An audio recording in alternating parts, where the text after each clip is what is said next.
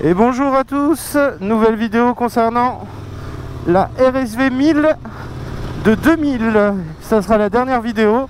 Le projet est terminé. De base, elle a des carénages jaunes. Elle a été repeinte en noir avec un kit déco approximatif, on va dire.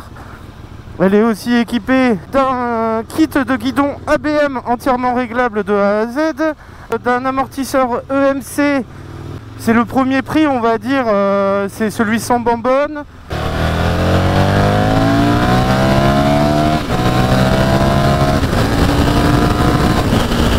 Je sais pas pourquoi il y a le voyant EFI, elle le faisait pas tout à l'heure. Après je l'ai trempé, la moto, je viens juste de la laver. Donc je pense plutôt que c'est un problème suite à ça.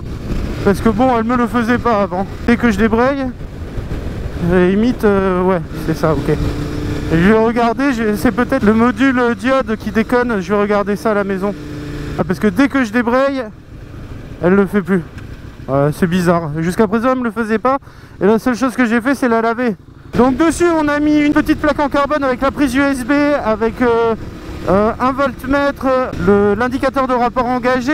Et d'ailleurs, il a été chiant à régler comparé à celui que j'ai. Je pense qu'ils ont changé quelques trucs à l'intérieur par rapport à... Parce que le mien, il est quoi? Il doit être de 2019 ou 2020. Ensuite, on a mis un kit carénage complet de RSV 1000R. Donc la version avec le Hollins, etc. Réservoir en résine.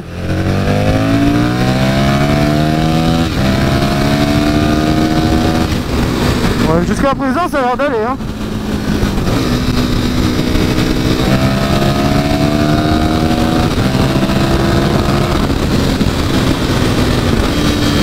Après je me méfie un peu parce que je connais pas les RSV. J'aime pas la position, je suis trop sur les bras.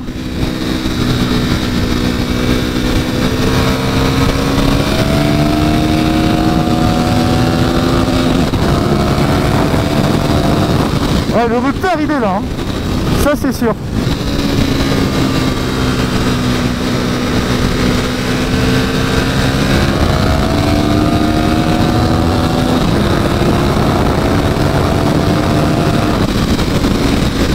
Ouais, elle marche bien quand même. Pour un moteur à petite valve, ça marche bien.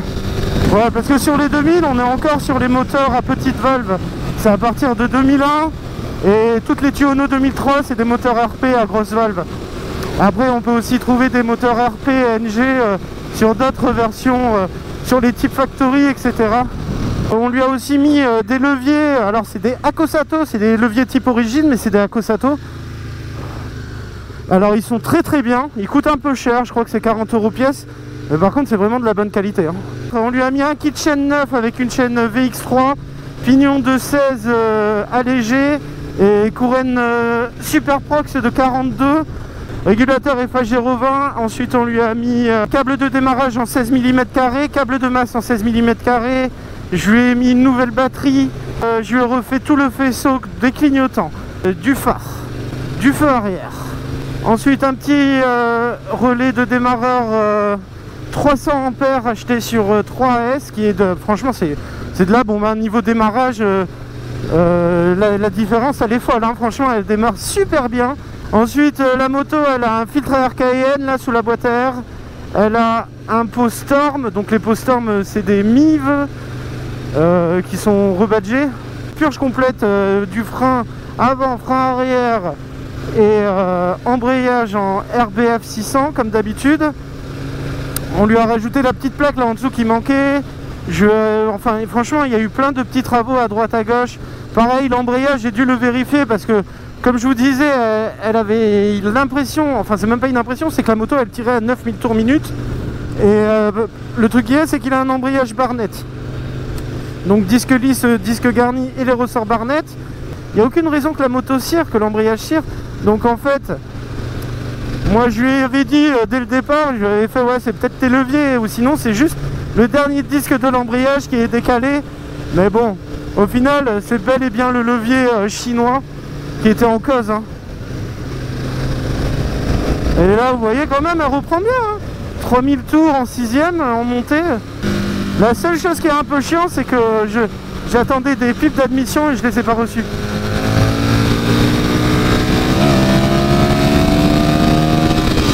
On peut voir aussi que le fait de lui avoir refait une synchro richesse, là la moto elle se comporte vraiment bien. Elle est facile à conduire, mais là elle est vraiment bien, elle se comporte bien. Elle a un bon feeling. La position est pas trop radicale, mais grâce au guidon ABM, je pense. Elle guidonne pas, elle a pas d'amortisseur de direction, mais elle guidonne pas, vous pouvez le voir. La tension de batterie, on voit que là le voyant, il est vert, donc on est au-dessus de 13,2.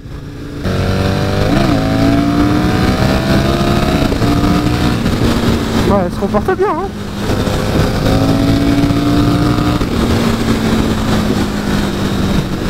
Ouais, elle se comporte bien.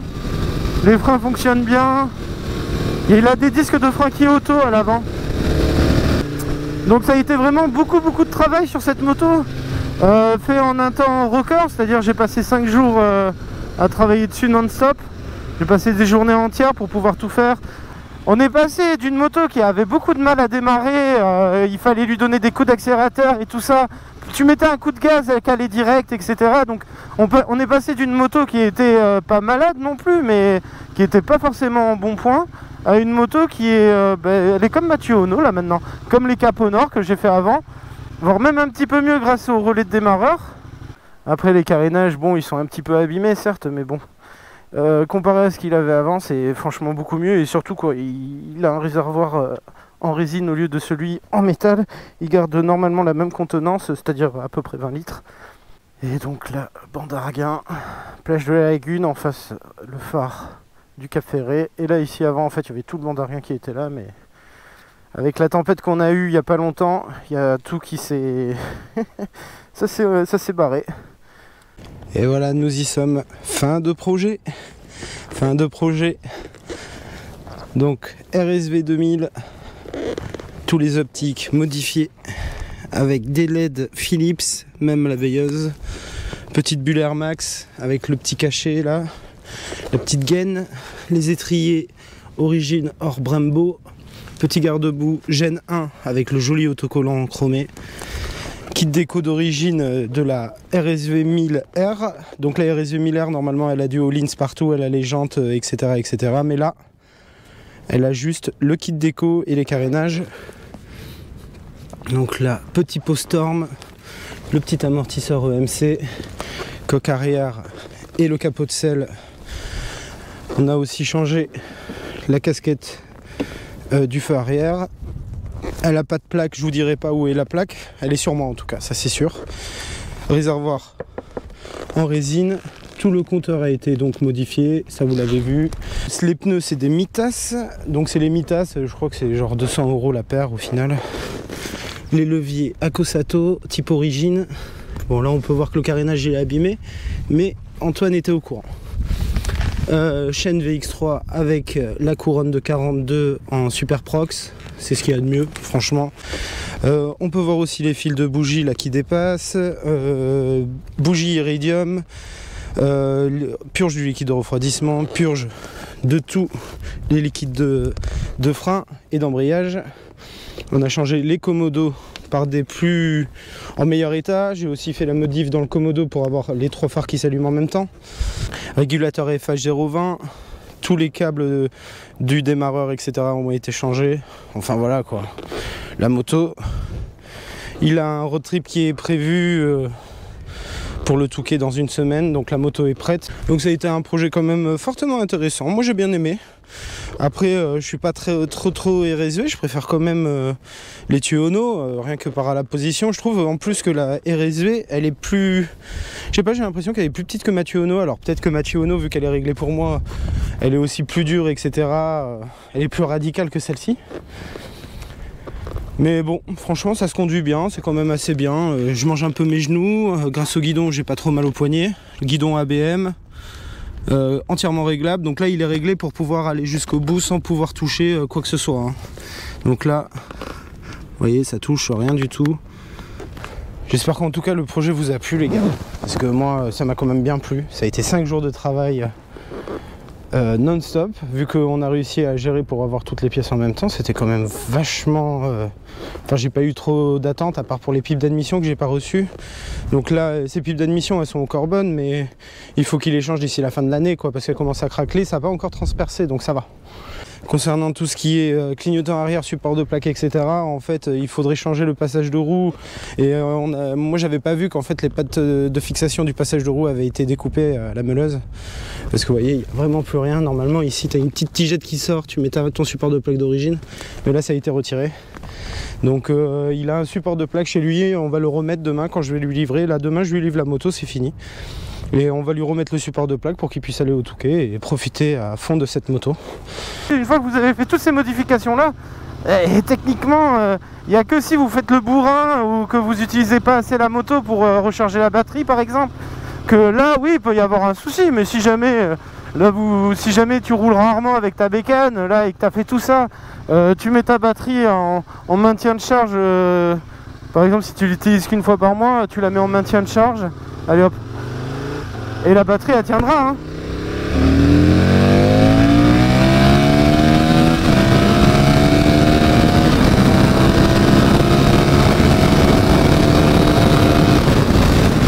Mamma mia! Antoine voudrait mettre un moteur à grosse valve dans le futur. Bon, je sais pas si c'est vraiment utile, parce que bon, tu vas gagner quoi? Tu vas gagner 5 chevaux, tu vas surtout gagner un peu plus de couple, etc. Les RSV 98-2000, elles ont un avantage comparé à toutes celles qui sont 2001 et les Tuono 2003-2005, c'est que la ligne d'échappement, le collecteur d'échappement n'est pas le même. Elle a une autre forme et surtout elle a moins le problème du trou à 6000 tours, entre 4 et 6000 tours. Elles ont le collecteur d'air, d'admission d'air qui est en gros volume. Moi je les trouve très très jolies aussi parce qu'elles sont épurées, elles sont pas avec des ailerons, avec des trucs, des nannies. Elles sont vraiment... moi je les adore, je les trouve magnifiques. Surtout la version violette rouge. Oh, en violet et rouge là, oh là là là là là là. Déjà que sur les 2001, 2003 et les Tuono, on a des problèmes pour avoir des pièces. Alors les 98-2000, franchement, c'est un chantier cette moto. Hein. C'est vraiment, les gars, ils ont fait n'importe quoi dessus. Ils se sont dit, c'est pas cher, on va faire des peintures, on va faire des trucs comme ça. On va les modifier et au final, aujourd'hui, en trouver une 100% d'origine, c'est quasi impossible. Mais quasi impossible. Quand il y en a une, de toute façon, elle se vend direct, je pense. Hein. Au niveau du freinage, il n'y a rien à dire, c'est un freinage classique. Hein. À part si vous prenez une heure où vous aurez des P34-34 comme Mathieu Ono, il n'y a pas grand chose, il n'y a rien à faire, hein, franchement. Là, vous roulez, vous faites plaisir, vous mettez des pompes pneus, un pneu arrière en 180, une petite fiabilisation, une petite puce GMP, et la moto, elle est neuve, elle est nickel. Hein. J'espère quand même que ce petit projet vous a plu. N'hésitez pas, si jamais vous avez besoin de plus de détails, vous avez toujours des vidéos dites tutoriel où vous avez vraiment la vidéo elle est consacrée qu'à cette modification là. Là maintenant, vu que les trois quarts des vidéos je les ai déjà faites, là maintenant je vous mets des raccourcis, je vous montre rapidement ce que je fais histoire de, et puis voilà. Hein. Mais ça reste toujours la même chose tant qu'on est sur le V60, que ça soit une Capo Nord, une RSV, Gen 1, Gen 2 ou Tuono, Falco, vous aurez toujours le même travail à faire. C'est très simple, il n'y a pas beaucoup d'électronique, chaque cosse a sa place, donc vous pouvez pas vous tromper. Mamma mia! Mamma mia! Ah, salut les cyclistes! Wouh! Mamma mia! Mamma mia!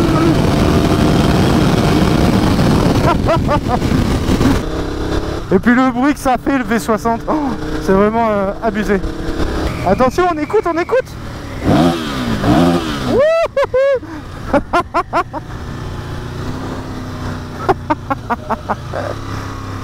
J'aime trop les V60, putain, ça m'énerve.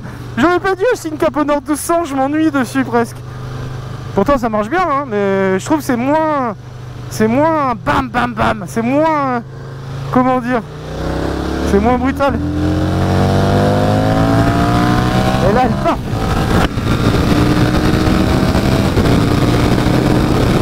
Oh là là, c'est dommage. C'est dommage, on aurait pu lui mettre une puce F255 de Gabro. Parce qu'en plus ça c'est une puce qui est faite exprès pour les petites valves en 51 mm. Et ça mon gars ça envoie. Là la moto après, bon elle consomme un peu plus hein. Mais par contre la moto elle envoie le pâté après. Elle envoie trop mon gars, au régime. Bon en tout cas les gars, on se tient au courant. Rendez-vous pour le prochain projet. Alors j'ai 2-3 trucs dans les tiroirs, on va voir si ça se fait ou pas. Dans tous les cas, j'ai des petites modifs à faire sur la Cap au Nord 1200 Rally. Donc les vidéos ne sont pas prêtes de s'arrêter. J'espère que tout ça vous a plu. J'espère que j'ai été assez explicite dans les explications que je fais. Ce que je partage, je le connais. Mais je fais pas la grosse mécanique sur, comme j'ai pu faire sur Mathieu Ono pour les autres. Juste moi je m'occupe des fiabilisations, etc. Si jamais vous avez besoin d'aide, il y a le groupe Facebook et le forum Aprilia V60. Il ne faut pas hésiter à y aller. Il ne faut pas hésiter à s'inscrire pour si vous avez des questions, etc. Et surtout ne vous énervez pas sur vos motos. Restez calme. Bon allez, ciao les amis. Passez une bonne journée. Profitez bien de cette magnifique journée. Ciao.